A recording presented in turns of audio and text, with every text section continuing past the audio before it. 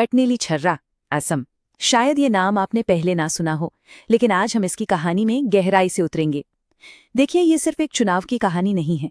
ये इस बात की पड़ताल है कि कैसे लोगों की रोजमर्रा की शिकायतें, डेटा और एक असरदार शासन, ये तीनों चीजें एक दूसरे से जुड़ी हुई हैं। हम देखेंगे कि कैसे जमीनी मुद्दे एक मजबूत से मजबूत राजनीतिक किले को भी ढहा सकते हैं और कैसे डेटा हमें उस बदलाव के पीछे की असली वजह बताता है।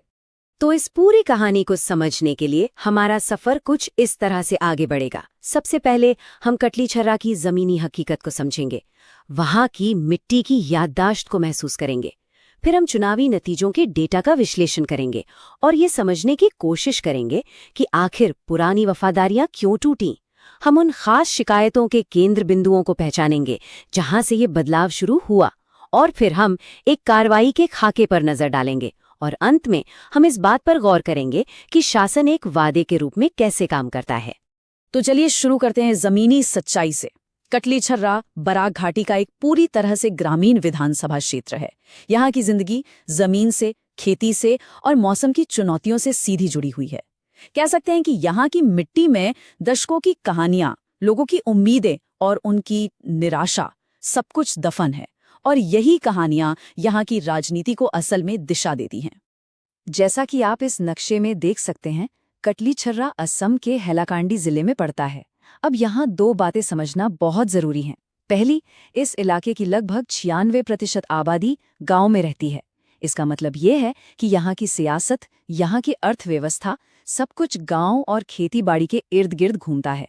और दूसरी बात, यहाँ की आबादी में लगभग 60% मुस्लिम समुदाय के लोग हैं, जो इसे एक मुस्लिम बहुल सीट बनाता है। सुनिए इस आवाज को, सड़क नहीं तो वोट नहीं। ये सिर्फ एक नारा नहीं है, ये उन गांव वालों की हताशा की चीख है जो दशकों के इंतजार के बाद अब अपनी बुनियादी जरूरतों के लिए सड़कों पर उतर आए हैं। ये इस बात का सबूत है कि जब सिस्टम लोगों की उम्मीदों पर खरा नहीं उतरता, तो लोकतंत्र में जनता अपनी आवाज को ऐसे ही बुलंद करती है। तो आखिर लोगों का गुस्सा किन बातों को लेकर है? देखिए, ये वो मुद्दे हैं जो उनकी रोजमर्रा की जिंदगी को मुश्किल बनाते हैं। हर साल आने वाली बाढ़ उनकी फसलें और घर तबाह कर देती है।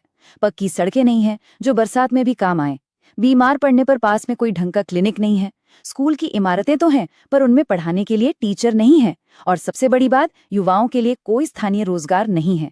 ये किसी एक समुदाय की नहीं, बल्कि पूरे इलाके की साझा समस्याएं हैं। अब इन जज्बातों को, इस गुस्से को, आइए डेटा की नज़र से देखते हैं, क्योंकि चुनावी नतीजे हमें एक बहुत ही नाटकीय राजनीतिक बदलाव की कहानी सुनाते हैं।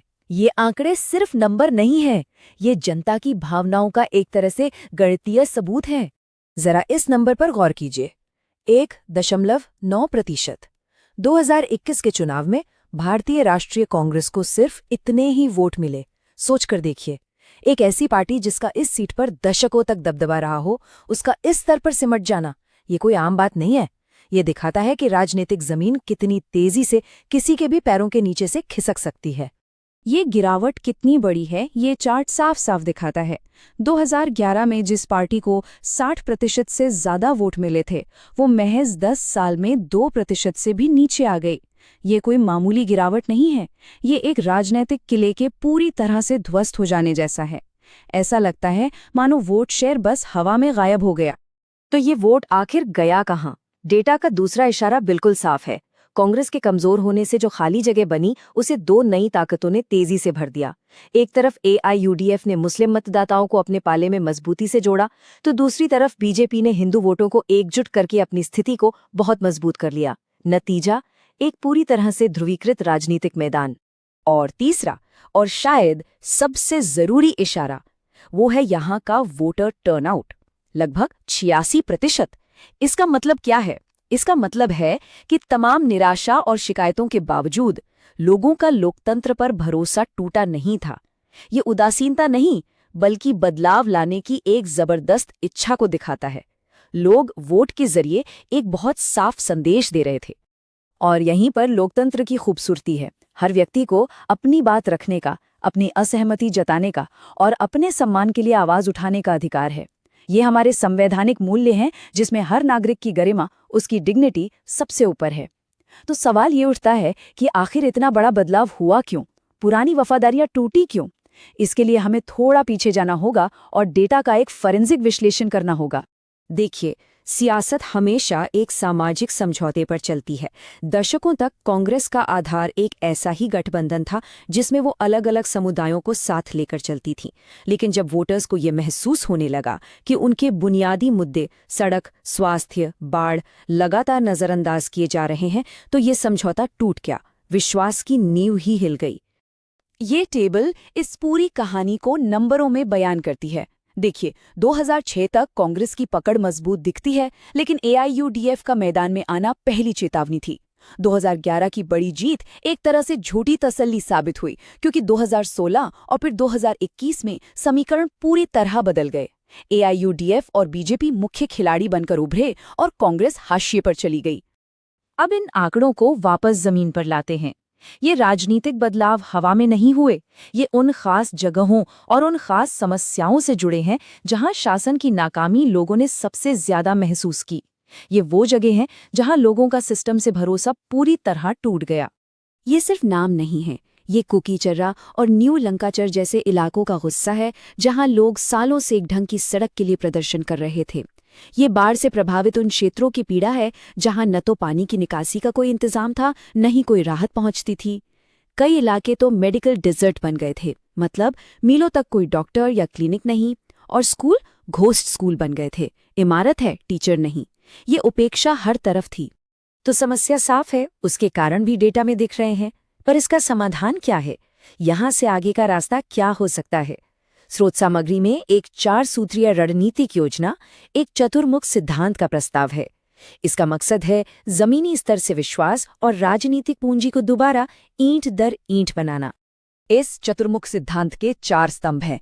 पहला, जमीनी लामबंदी, मतलब संगठन को बूथ के स्तर से दोबारा खड़ा करना। दूसरा, संदेश में स्पष्टता, हर वर्ग के लिए सीधे और ठोस वादे जो उनकी जिंदगी से जुड़े हों। तीसरा, गति और चपलता, संकट के समय तेजी से प्रतिक्रिया देना। और चौथा, गठबंधन और आउटरीच, यानी दूसरे समूहों और स्थानीय नेताओं के साथ मिलकर काम करना। और इस पूरी प्रक्रिया में एक बात बहुत जरूरी है, लोगों से जुड़ते वक्त उनकी निजता और उनकी सहमति का सम्मान करना। विश्वास बनाने का पहला कदम ही विश्वास का सम्मान करना है। लेकिन किसी भी रणनीति को जमीन पर उतारने के लिए एक टाइम बाउंड प्लान चाहिए। तो अब हम इस योजना के सबसे अहम हिस्से पर आते हैं, एक 90 दिन का रोड मैप। इसे आप विश्वास बनाने की एक 90 दिन की सीढ़ी की तरह देख सकते हैं, जिसका हर कदम आपको जनादेश के और करीब ले जाता है। इस टाइमलाइन की स्टेप्स बहुत प्रैक्टिकल हैं। पहले 2 हफ्तों में गठबंधन बनाइए और अपने लोगों को एकजुट कीजिए। अगले 3 हफ्तों में सड़क और राहत जैसे ठोस मुद्दों पर एक बड़ा अभियान शुरू कीजिए। फिर बूथ स्तर पर घर घर जाकर सीधे लोगों की छोटी छोटी समस्याओं को हल कीजिए। और आखिरी के हफ्तों में अपना संदेश हर किसी तक पहुंचाकर ये सुनिश्चित कीजिए कि आपके समर्थक वोट देने जरूर आएं। हर कदम एक ठोस कार्यवाही है, सिर्फ खोखला वादा नहीं। और इस पूरे खाके का, इस पूरे रणनीति का सार बस एक लाइन में है, शासन प्रमाण के रूप में। मतलब जहां लोगों का भरोसा टूट चुका हो, वहां सिर्फ शब्द काफी नहीं होते। नेताओं को सिर्फ बताना नहीं, बल्कि करके दिखाना होता है। सफलता का असली पैमाना ये है कि किए गए वादे और लोगों की जिंदगी में आए सुधार के बीच की दूरी को कितना कम किया गया। शासन ही सबसे बड़ा सबूत है। और अंत में ये सवाल सिर्फ कटली छर्रा का नहीं, बल्कि आज की राजनीति का सबसे बड़ा सवाल है। टूटे हुए वादों के इस दौर में जनता का विश्वास असल में दोबारा कैसे बनाया जा सकता है? शायद इसका जवाब बड़ी बड़ी विचारधाराओं में नहीं, बल्कि सेवा देने के उस लगातार कठिन और साधारण से दिखने वाले काम में छिपा है। अगर आप एक जनकेंद्रित नेता बनना चाहते हैं और अपने निर्वाचन क्षेत्र का उत्थान करना चाहते हैं, तो blueprintstrategies.ai से mg@blueprintstrategies.ai पर संपर्क करें या 08042041602 पर कॉल करें। Purpose beyond politics.